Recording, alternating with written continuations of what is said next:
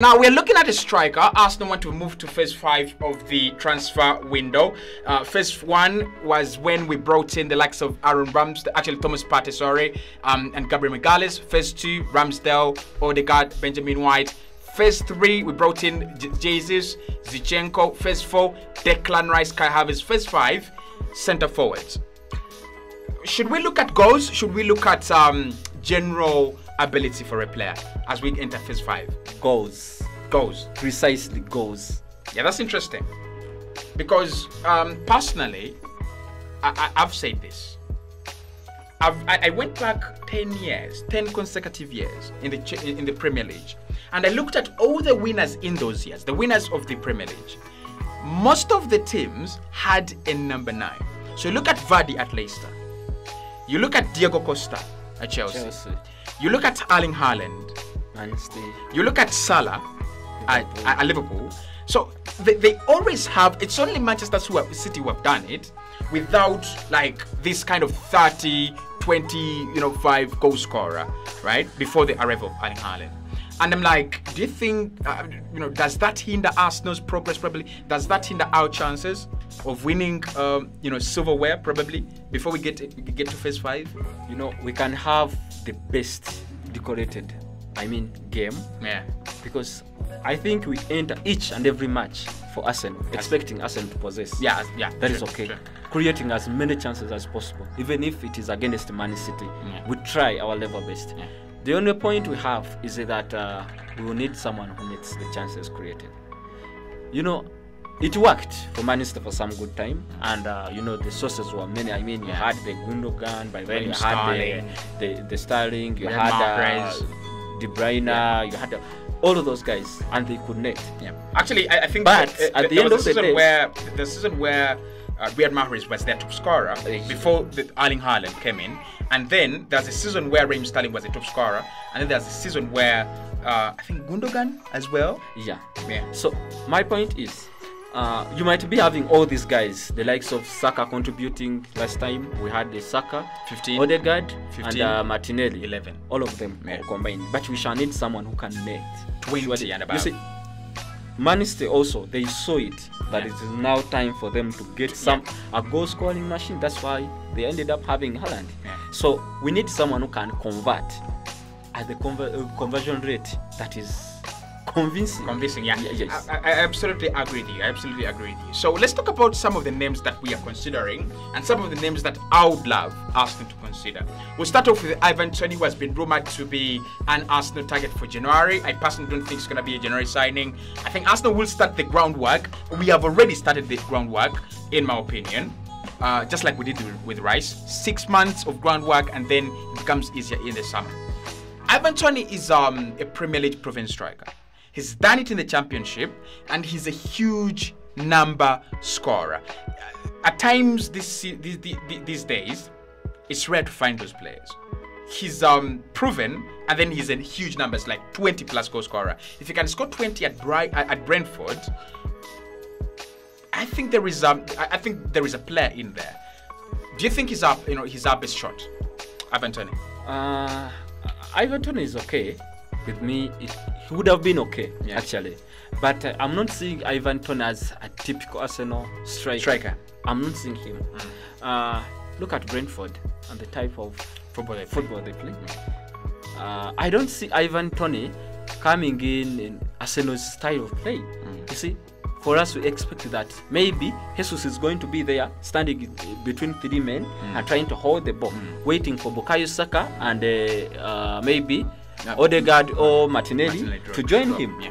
I've never seen Evan Toney doing that. He's not a ball holder. He's just a net man. That's the only problem I might be having with Evan Toney. Otherwise, in terms of scoring goals, and then the wing play, it is not so much for Arsenal. It is really maybe the only person who brings in, and I think is not at Arsenal right now. That was Toney. Toney could give it to you. The crosses and everything.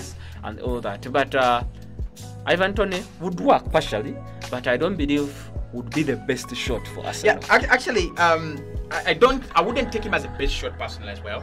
I think if Arsenal had a striker like, if we had a striker like maybe Victor Osimhen, and we had Ivan Toney as our second striker for emergencies or that kind of striker that comes into in the game when it's 1-1 and you need goals, so you need to throw on another striker. I'll take him. I love his difference from what we have. He's a little bit physical. He's a penalty fighter. He's a penalty expert. So if you're looking for one, he's only missed one in his career ever since he started taking penalties, and he's taken a lot of them. And he's also a striker that gives you that aerial ability. So at Arsenal right now, you don't have the aerial ability. You would get that from Ivan Toney. You would get numbers like kind of 20 plus. I think he's a box striker. He's a punisher. He loves to go at the back post. He's always in the middle of the goal. So whenever those chances come, those chances that Arsenal always let go begging, he would actually take them. But I don't think Arsenal would then. I don't think he would be that. I'm not really convinced about him. I don't know whether it's about the hype and whatever is happening in his life, but I would love him as a second striker. I would love to have him as a pair, Ivan Toney plus another huge striker. So let's talk about the next one, which is actually Arsenal's main target. Who actually is Arsenal's main target? And that is Evan Ferguson. Brighton, 18 years of age, a hat-trick against Newcastle last weekend. My player of the weekend as well. I love him. I absolutely do love him, and I feel he's going to be a real number 9. So one of the things I like about Evan Ferguson is he's got the ability to do whatever every striker does without sacrificing the ability to score goals, right? But he's 18. Let's start there. Do you think Arsenal needs a player to groom, or we need a finished article?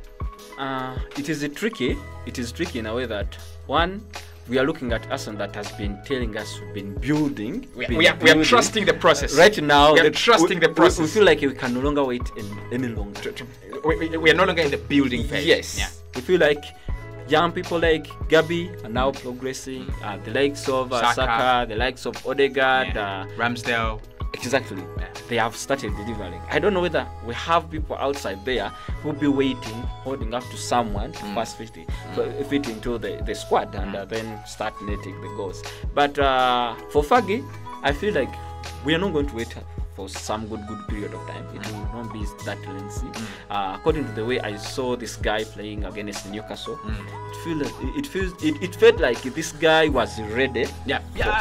For a competition. Yeah, sure. And unlike you who believes Toney should come as a backup, I feel like we can have Fergie, and then we have the likes of Nketiah and all that. There's a big question coming for him. Yes, we could have someone like maybe Eddie or Gabi.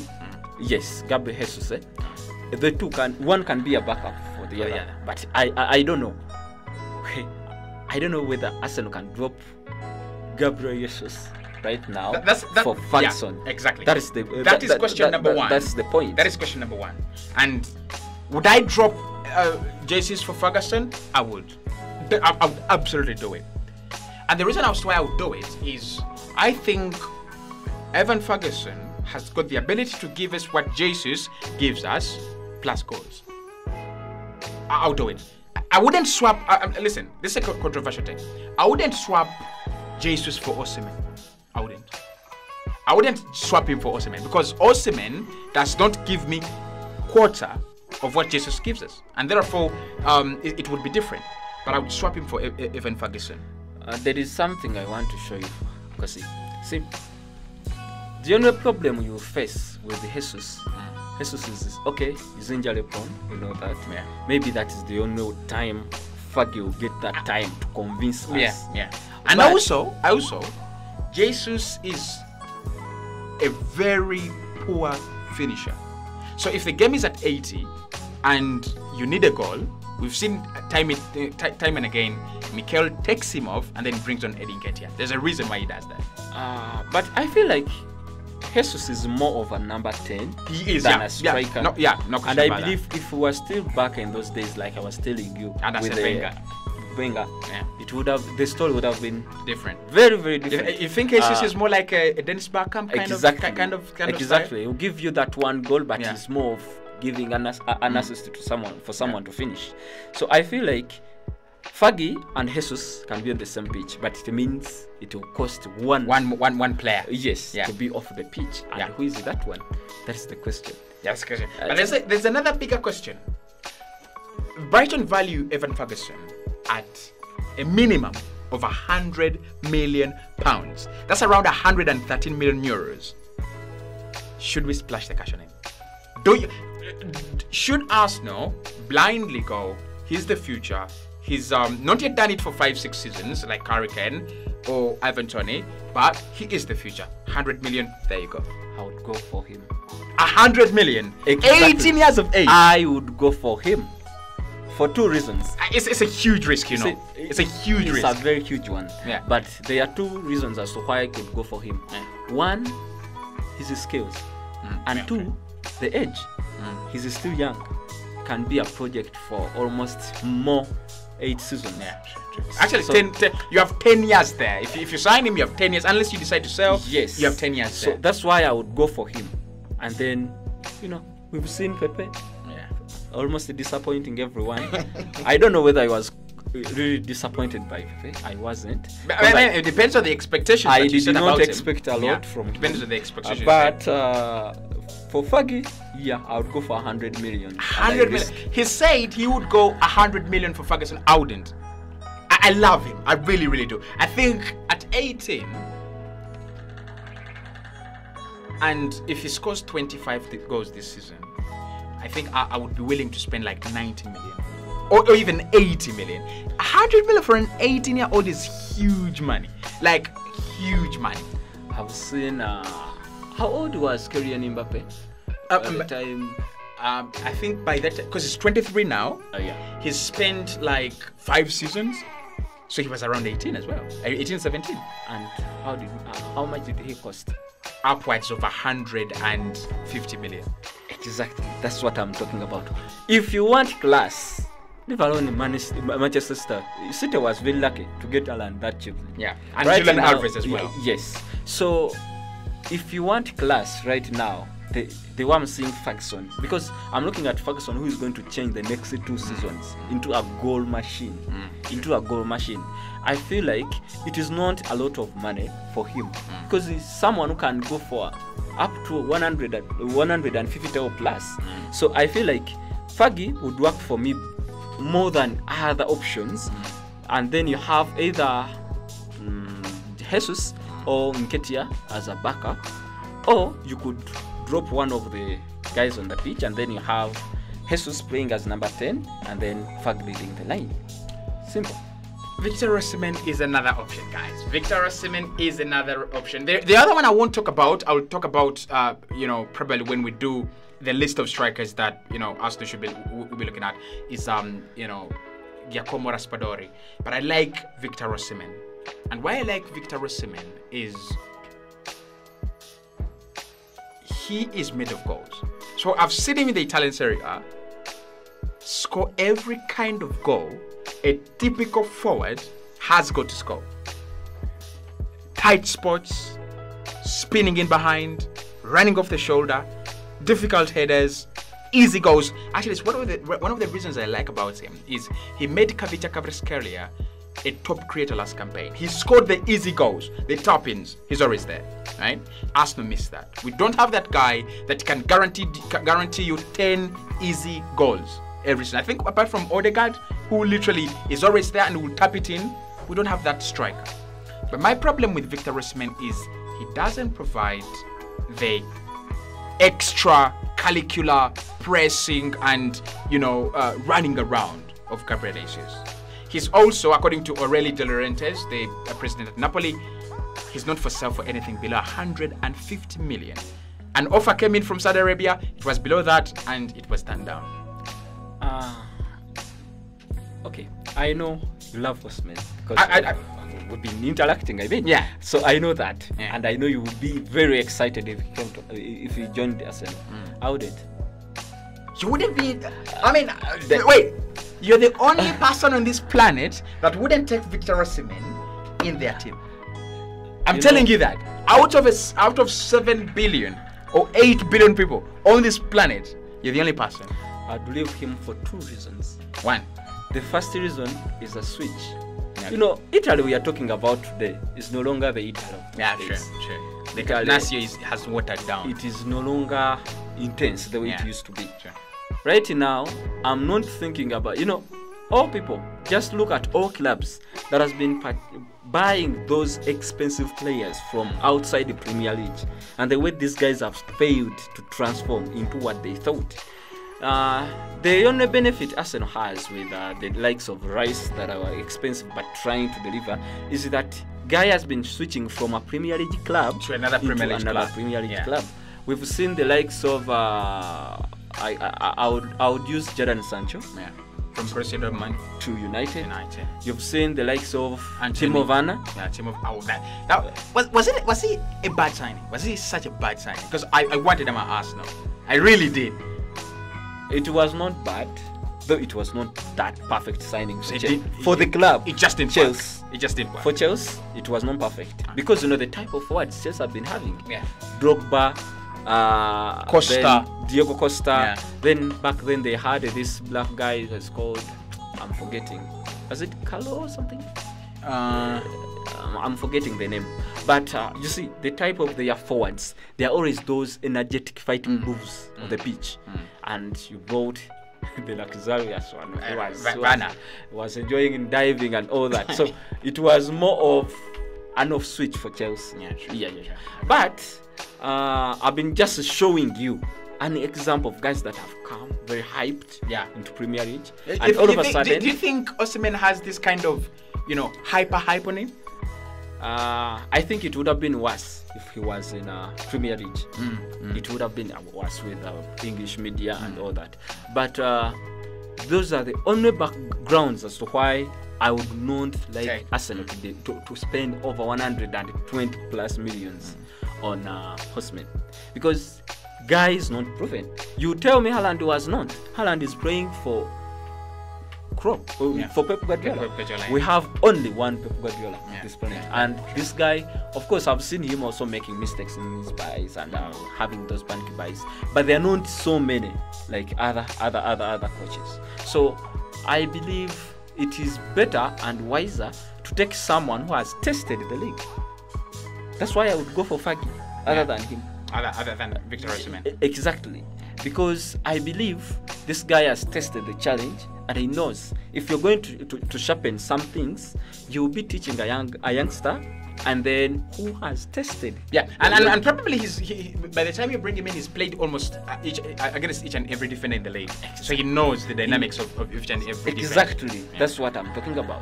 That's why I would leave Osimhen for Fergie. And I would not like to spend over 120 plus millions on him. Let him go to Saudi Arabia or any other. Okay. Would you be scared if Osimhen signs for Chelsea? Just a yes or no? No. My preferred option, which is actually very hyper realistic, is Julian Alvarez, Manchester City. I love him.